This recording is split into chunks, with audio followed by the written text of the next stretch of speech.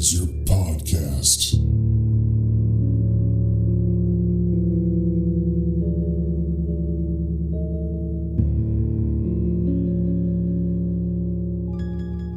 Hey there, everybody, and welcome back. Today we are reading Hellblazer number 10, and just a little catch up on what's been going on in the last couple issues.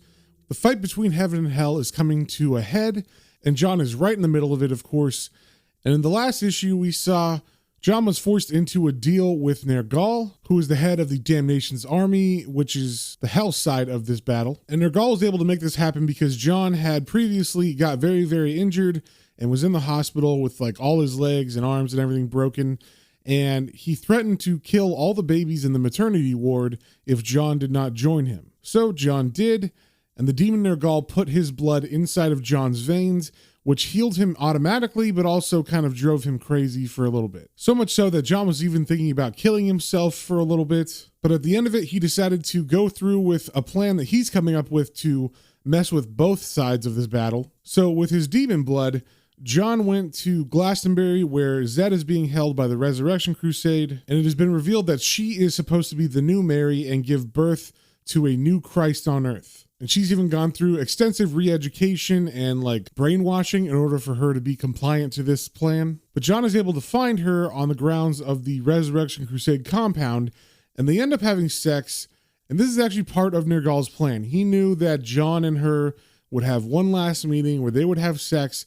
And now that John has Nergal's demon blood in his veins, she has been really corrupted, not just like from the sex, but also because now there's like a demon-infused seed inside of her. So that act has made her completely unclean and unable to be the new Mary, and no one but John and Nergal know that yet. So after they were done making love, John just left Zed sleeping and went away without really saying goodbye or anything. And when he got home, he was greeted by Swamp Thing, who has his own stuff going on. And I'll fill you all in a little bit just so you know what happened, because that does tie into what's going on in this issue. But in Swamp Thing, him and his wife Abby have been trying to figure out how to have Swamp Thing retire and make a new elemental so Swamp Thing can live in peace with his wife Abby. So they've been working on turning this sprite, is what they call it. It's like a little green elemental entity, into the new Swamp Thing. And it hasn't been easy. There's been a bunch of failures on that part. So finally they come up with an idea, because they both want to have a child. And they figure, wait, what if we put this elemental spirit inside of a child we can have? And in order to do that, we need a male human that we can use for the donor of the sperm, because obviously Swamp Thing doesn't have normal male anatomy. So Swamp Thing comes up with the idea to take over John's body, and that is what he does in Swamp Thing number 76, which begins right as issue 9 of Hellblazer ends.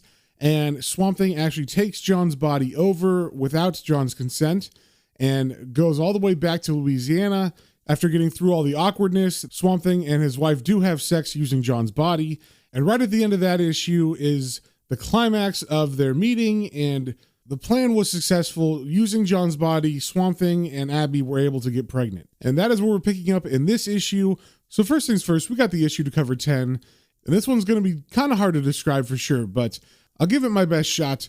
The cover is completely red, and in the center of it, we see a roughly drawn man who looks like he's falling, and we also see the hand of what looks like a demon. But they're very faded and hard to make out. And then surrounding them all over is a bunch of eyes. Not eyeballs, just like actual eyes that are in sockets, but we can't see the faces that they are on. So they're just a bunch of floating eyes with lashes and stuff. Kind of looks like they were cut out of a bunch of different magazines and pasted on. And we also see on the cover that this is written by Jamie Delano with art by Richard Piers Rayner and Mark Buckingham. And we start off on the first page with the explosion of John being forced out of his body by Swamp Thing, and he is shooting into the astral plane. But the art is definitely alluding to sex with this, because out of the explosion we see multiple little versions of John, and they're in these sacks with tails, which obviously is supposed to look like sperm. In the clearest one, we can see an actual like baby version of John inside, except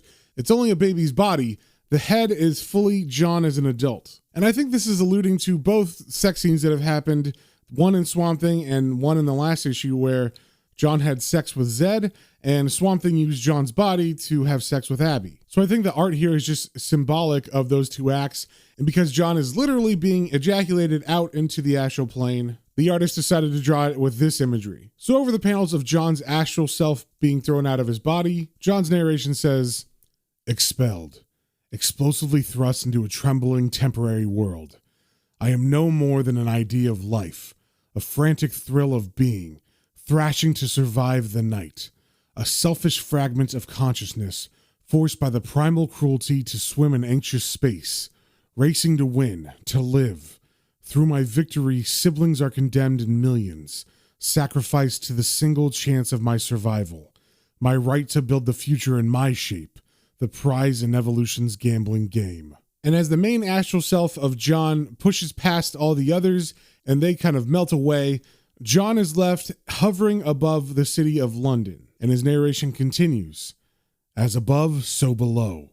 No good, no evil in this place, no guilt. Life's only duty is survival.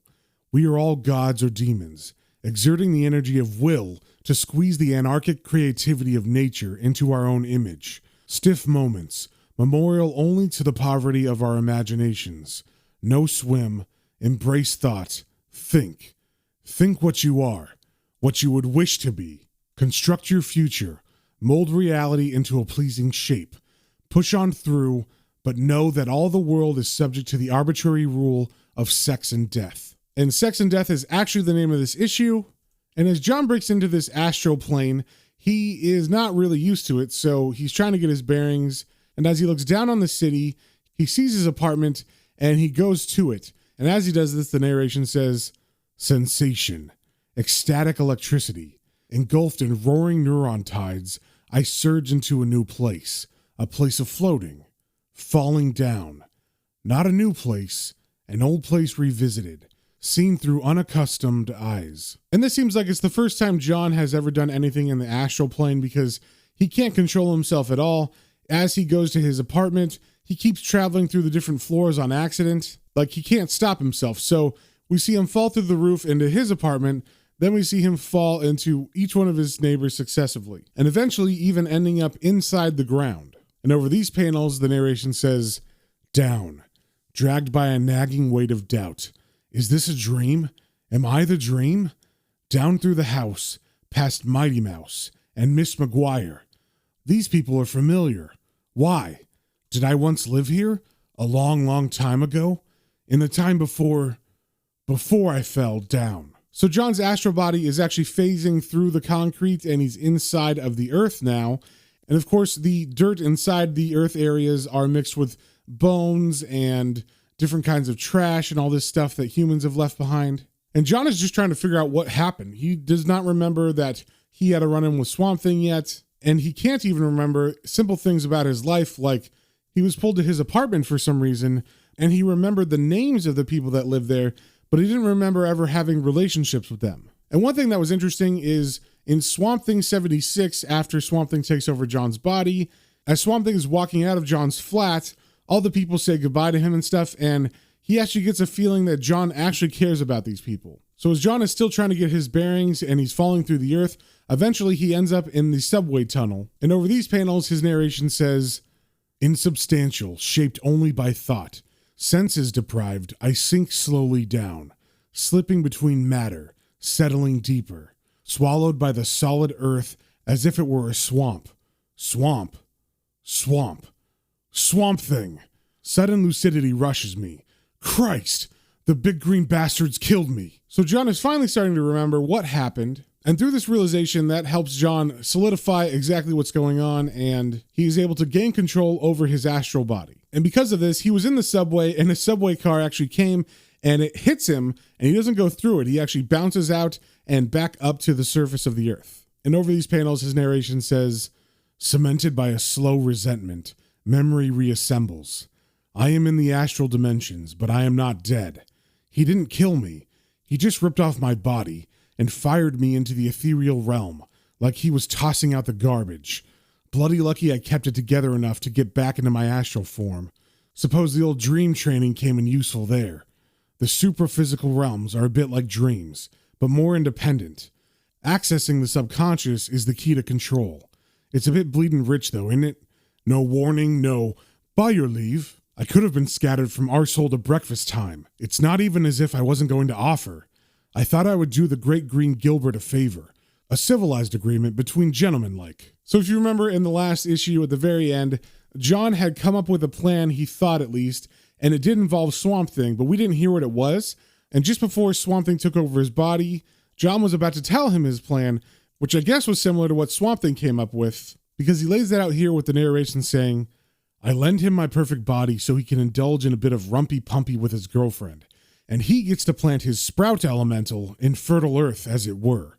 The prophecy gets fulfilled, the Resurrection Crusaders get stopped, the demon gets it in the ear, and I get the credit, and Abby gets pregnant. And as John is saying this stuff, he's flying around to different areas of the town, and one of the areas he finds is some kind of like meditating school. And when he goes inside there, he sees a bunch of people sitting in yoga meditative poses, but he can see both the people and their astral selves.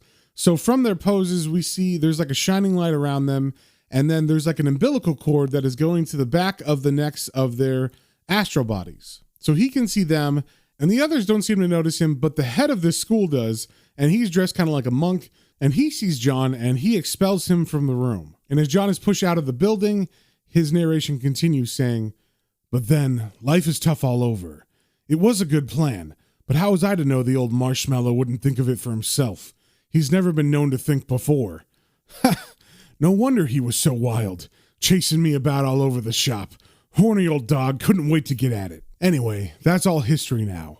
Let's get a grip on this reality. So now that John has figured out what's going on and why he's in the astral plane, and also given us a brief rundown of what happened in Swamp Thing number 76, John decides to stop messing around and go to Glastonbury. And as he thinks of this, the narration says, I need to know if the crappy stunt I pulled on Zed has paid off in Glastonbury. It should be easy to get there. Just apply dream logic and hop on the astral plane. So John is able to form a construct of an actual like World War I biplane, and that's the astral plane he's talking about. And so he takes that and he flies all the way over to Glastonbury, where we can see the Resurrection Crusaders compound, and above it there's some sort of white vortex that is forming. And as John flies and sees this, his narration says, Christ, John, it's all a bit surreal, isn't it?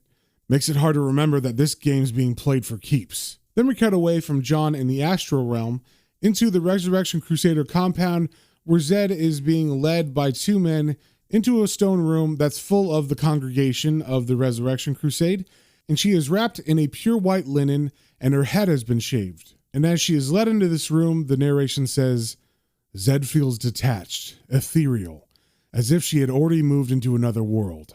Gone are the years of cloistered crusaderhood, spent in the service of God and fatherhood. Gone, the brief rebellion of adolescence. She had seen the world outside, where lost souls bicker and fight, where men and women mire themselves in the wretched confusion of physical love. Guided by the hands of wisdom, she has returned to home, come at last to the promise of her destiny. So once she gets fully inside this room, she is led to a platform in the center of it, and she lays herself down. And the narration over these panels says, the priestly tongues of fire perform their rituals of art and science, and the world quivers with the electric hum of prayer. And the head bad guy from the Resurrection Crusaders that looks like George Bush Sr. is watching all of this, and he says, this is the time. This is the place of prophecy. And the narration continues. They seal her in the crystal ark, and on the hour, open heaven's gate. Then we see, I guess, their high priest begin the ceremony, and he's saying, this is the child, our daughter. This is the woman. This is the Mary. Then we cut away from whatever he's saying, and we focus more on Zed in this experience, because that white vortex that was hovering above the Resurrection Crusade compound is now in the center of this room, just above her. And this is like a direct vortex to heaven. So she can feel something coming towards her, and she stands up to meet it. And the narration over these panels says, so she can mate with angels.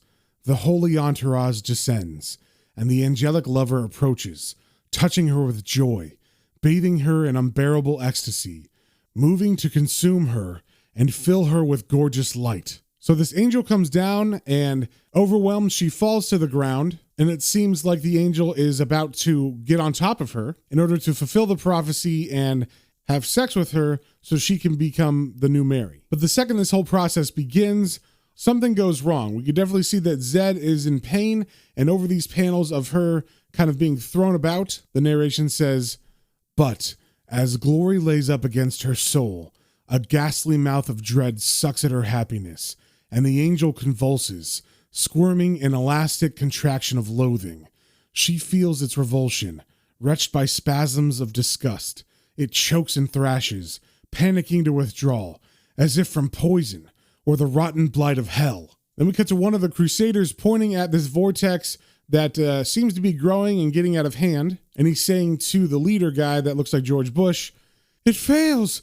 It turns from her!" And the head George Bush guy says, "We are betrayed. She was unfit to be the chalice of the Lord." And as the vortex begins to grow out of control, we see it picking up all the equipment and people in the room and throwing them about like it's a tornado. And we see Zed is now in the center still, curled up in a fetal position as the walls come down around her. And the narration says, "There was a sound, as if the universe growled with anger. There was cataclysm and death. She prays for the world to swallow her shame, to bury her deep with no monument, to grind her vile flesh and bone into paste. But God is just, and justice is cruel." So as all this is happening in the Resurrection Crusader compound, John is just flying above, trying to get a view of what's going on. And all he can see is the vortex and the compound beginning to collapse. And as he looks at this, his narration says, "Destruction casts fractured shards of reality across dimensions. I am the terrorist who planted the bomb.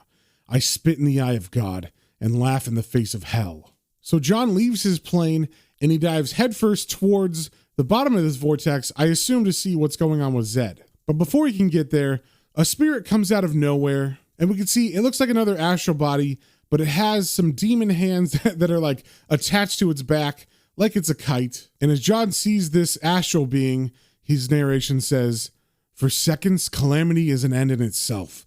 Then I see a spy and remember the demon and the plan." Then John sees the entire building collapse behind him, and all the souls of the Resurrection Crusaders come pouring out of the doorway of the collapsed building. And over these panels, John's narration says, "You did this, Constantine. You killed her, condemned her to insane death, like all these sorry bastards. Done now, though. Had to be. Humanity would have become the slaves of heaven.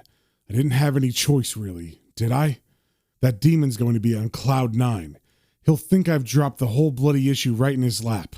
For a while." And as he thinks this, the astral body that had appeared, that John knew was a spy for Nergal, begins to be pulled back. And John begins to follow it, and as he does, his narration says, "Ah, he's reeling in his spy. Might be able to follow him out of here. I never anticipated all this disruption. I thought the angel just turn his nose up a bit and flutter off." So John follows this astral body back to Nergal's lair in the sewers. And the astral body that he used was actually one of his followers, and he literally has his hands dug into the man's back. And Nergal, of course, is very happy because what he found out from his spy is that everything has gone exactly according to plan, or at least he thinks so. So a very happy Nergal says, "You please me, favored thrall, who brings such news to Nergal." Then he turns to all the rest of his followers and yells, "Listen, hear vain heaven rant and shake the firmament. Rejoice to the sweet sound of angels howling in the void. The prophecy is broken.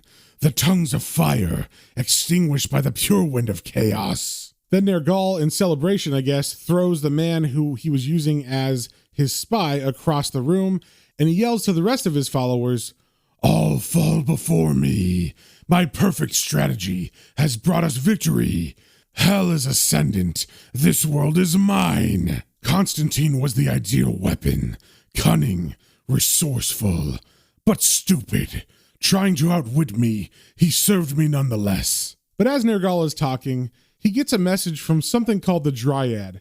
And the art here is a little unclear, but from what I can gather, this Dryad appears and grows all these vines and takes over the body of one of Nergal's followers. And it seems to be trying to warn Nergal because when he sees his followers sprout and everything, he says, "What?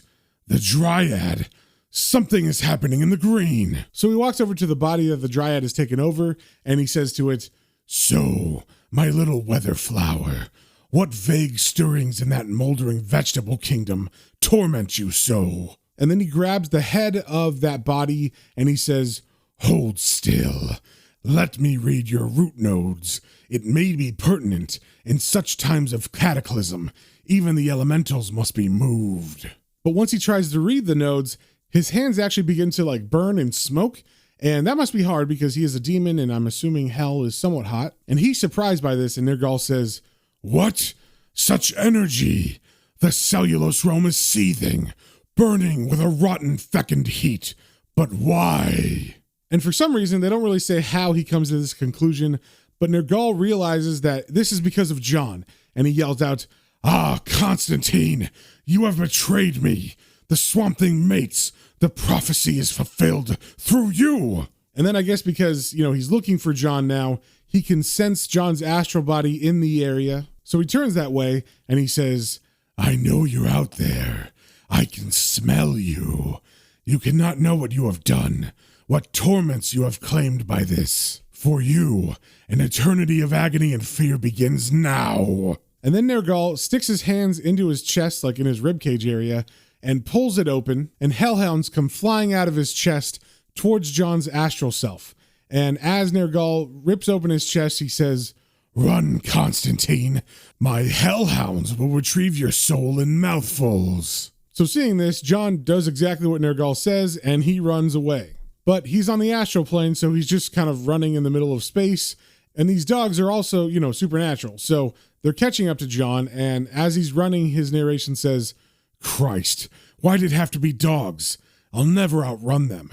Maybe I can put them off my scent by swimming." So John has already run out of the room that the Damnation's army is in, and as he phases through that wall, he appears out in the open above some water where I guess the sewer drains out. And like he said, he thinks maybe if he goes in the water, the dogs will lose his scent. So he tries that, and as he goes under, he sees a sunken city, I don't know if it's supposed to be Atlantis or something. And since it seems that the dogs have been dissuaded by him going underwater, he begins to relax a little bit and he decides to explore this city. And as he dives down to it, his narration says, "Struth, now where am I? This astral dimension's bloody weird and dangerous. I don't know what rules apply. How real is real? I have to assume that everything's a potential threat. These visual realities are all constructed by me to rationalize the essential world." So it seems this city under the water is something John has built unconsciously, I guess, possibly so that he was able to hide. And as he walks around, his narration continues, "Fascinating, but playing stalk and slash with demons isn't the most relaxing way to explore a new environment. I wonder how long it'll take the bastard to find me here." But before John realizes it, his surroundings have completely changed, and he has moved from outside that city to floating above it, and all of a sudden there's a giant whale sitting in front of him, and the whale says in Nergal's voice, "No time at all." And then the Nergal whale opens its mouth and swallows the city whole and goes after John. And John, of course, is trying to swim away, and his narration says, "Big, bigger than belief, impossibly big. How the hell do you fight a whale?" And with that, John gets an idea. So he forms a construct in his mind, just like he did with the biplane before, and he makes an 1800s whaling vessel, and now he's standing on the front of it, and he's got a harpoon, and he's yelling, "All right then, Moby Dick, call me Ishmael." And he throws the harpoon into the whale Nergal's eye, but the rope attached to the harpoon actually wraps around everything on the boat and tears it apart. And so John falls into the water again, and his narration says, "I knew it. Too big. I'm sunk. Scuppered. The demon knows this realm like the back of his hand. I'll never escape him here." And as John is sinking down thinking this, he sees a bunch of plant life from the ocean, like kelp and stuff. And this gives him an idea, and his narration says, "But maybe, since the Swamp Thing's got my mortal remains, it's got to be worth a try. The demon could never follow me into the green." And if you don't know, just in case you're not reading Swamp Thing, the green is the realm that Swamp Thing is able to go in and out of, just like this astral dimension. It's just a separate plane that is only used by plants usually. So as John begins to run towards the green, John's looking behind him, and he doesn't see Nergal's hand reaching out through the kelp, and it takes a swipe at John as Nergal says, "Constantine, you have no hiding place. whether in this realm or another, I shall deprave you unto eternity. But John is able to dodge the swiping hand of Nergal, and his narration during this section says, Faster, keep going, nearly there. Yes, just up ahead. I have to turf the old moss back out of my bod and let him see the demon off. And as John enters the green fully, we see a white light coming through two windows that are supposed to be the eyes of John's body, because he's coming back into his body and he's going to kick Swamp Thing out. And as he runs up, he can actually see through the eyes, and he realizes that Swamp Thing and Abby are still making love, but he doesn't have time to really mess around. So he just keeps going, and his narration says, Oh Christ, would you Adam and Eve it? They're still going at it.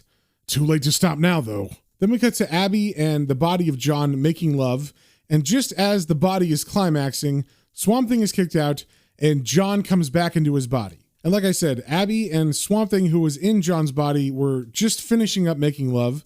So John is on top of Abby, and like I said, he just finished, and so Abby thinks it's still Swamp Thing, and she says, Oh, Alec, I love you. And as John realizes what's happening, he looks down and he says, oh dear. Look, I'm not sure how to tell you this, darling, but it's not him anymore, it's me.